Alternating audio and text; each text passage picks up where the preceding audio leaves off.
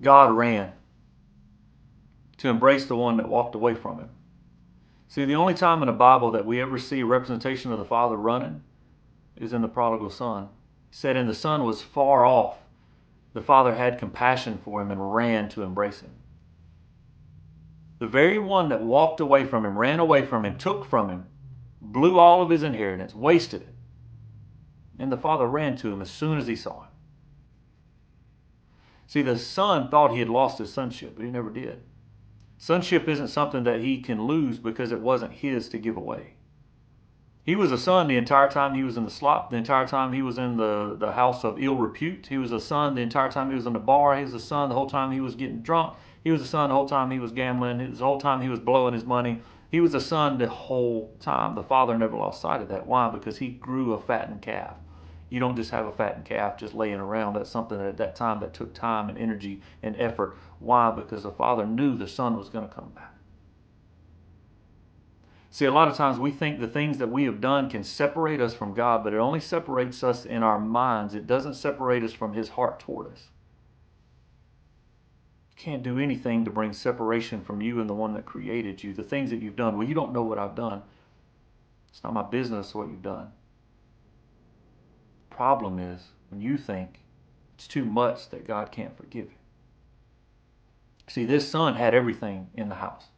He had everything. The whole farm was a part of his, everything. He said, I want my inheritance now so I can leave and go be my own person. I can be my own man. So the father said, yeah, sure, take it, go. He wasted it. He blew it. He gambled it away. He smoked it away. He shot it up in his arm. He invested in a business that went bad. He gave it to a woman, all the things, right? And in his heart, he thought he had done so much that the father would never receive him as a son. So he walks back, and what happens? The second the father sees him a long ways off, he has compassion for him and he runs. The father runs to meet the son.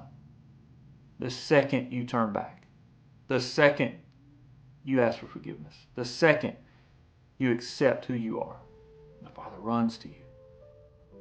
And what did he do? He covered him with a robe. He gave him a ring and he put sandals on his feet. Why? Because the second he turned around, he got the covering of the Father, which was the robe. He got the authority of the Father, which was the ring. And he got the path of the Father, which was the sandals. What's each one of those mean? The covering means, son, you're under my protection again. So you're under my protection. They may mess with you, but they won't mess with me because they know what I'm capable of. As soon as he came back, there was no questions asked. The father didn't say, where you been, man? What'd you do with my money? I can't believe. None of that even hinted that it was in the word. Immediately he was embraced with a hug. He was covered with a robe. The covering of the Father. You're under my protection, son. Come on, let's go. By the way, here's the ring. Now you have full authority that I have. The full authority that I have in this town, in this region, in this district, you now have it back too. Why? You never stopped being my son. You just made some stupid choices. You never stopped being my son. You just ran away from it. You never stopped being my son. You just XYZ. And then he was putting sandals on his feet. Why? Because he gave him the path of the Father. He gave him a path home. He gave him a path of direction. He said, now you can take everything that I've created and I will show you the way. I will show you how to get there. I will cover your feet and I will protect you, and you have my authority when you get there. You're my son. You never stop being my son. How many of us today, if we heard that, could really believe it? How many of us could actually believe it? See, maybe you think that what you've done or who you are, what you've created in your life has taken you so far away that God would never want you back, that God would never love you, all these things, right? And we can lie to ourselves and tell ourselves that. Why? Because sometimes we inadvertently use what we've experienced here on earth and we filter the love of God through it. What does that mean? Most of the people in your life that have said they love you, maybe all of them, have hurt you. Everybody in your life that has said they love you at some point or another has hurt you, has let you down, has abandoned you.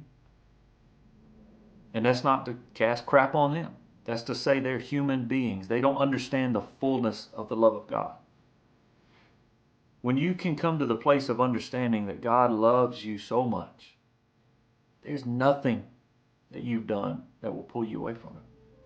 that the second you turn back to him, that he wouldn't accept you, that he wouldn't love you, he wouldn't cover you again, give you this full authority and allow you to walk in the path that he's laid out, the path that the Father has beaten down for us, we have access to.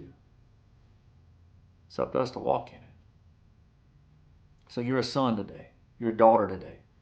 You're not outside the love of God. You're not outside the authority of God. You're not outside of any of those things. Even if you've given it away, even if you cast it away, even if you shot it up in your arm, if you're an addict, if you've given your whole heart to your business and you worship it, if you worship your spouse, if you give your full attention to that, you're not outside the love of God and be corrected, embraced, and brought back into the home. You're not outside of it. See, worship is full attention. If I worship something, I'm giving my full, unadulterated attention to that something, whatever that is. And unfortunately, as men, a lot of times we'll worship our company, our business. We'll worship TV, let's just be real. We'll worship our peace of mind. We'll worship our hobbies. We'll worship our kids. We'll worship our families. And we give a little peace to the Lord. And we'll worship him for a few minutes on Sundays.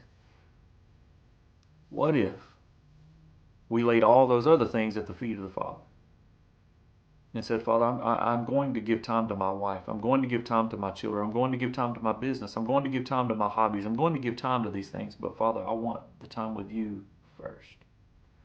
See, I want the time with you to mean something. I want to be intimately connected with you.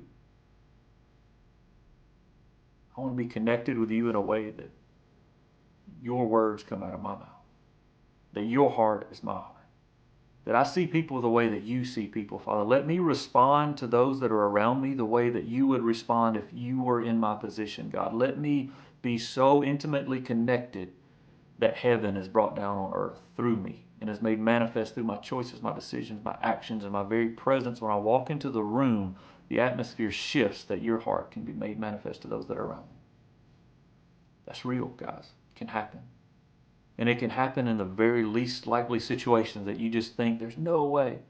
I've seen it. I've experienced it. I've been a part of it. God loves you, man. Loves every bit of it. Even the parts that you hate about yourself. He doesn't come into agreement with the things that hurt you. He doesn't come into agreement with the sin that you have maybe in your life, the hidden things that you think that he can't see or don't want him to see or ashamed to show.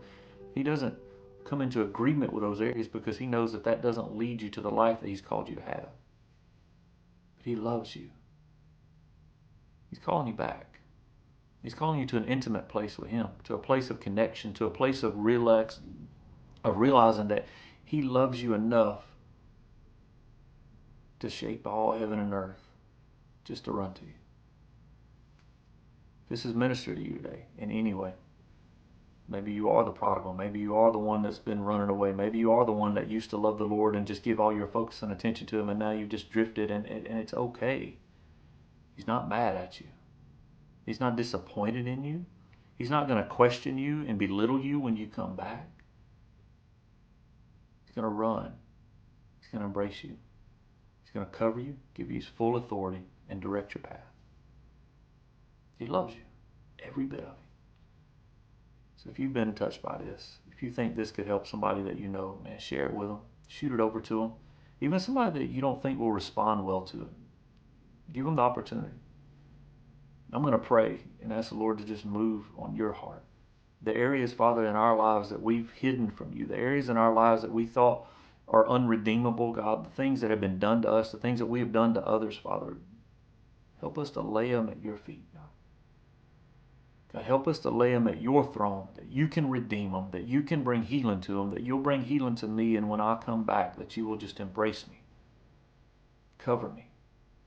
Help me to walk in your path, and give me authority in my life to walk out of the areas that I've been unable to accomplish here lately. Pray for a brother today.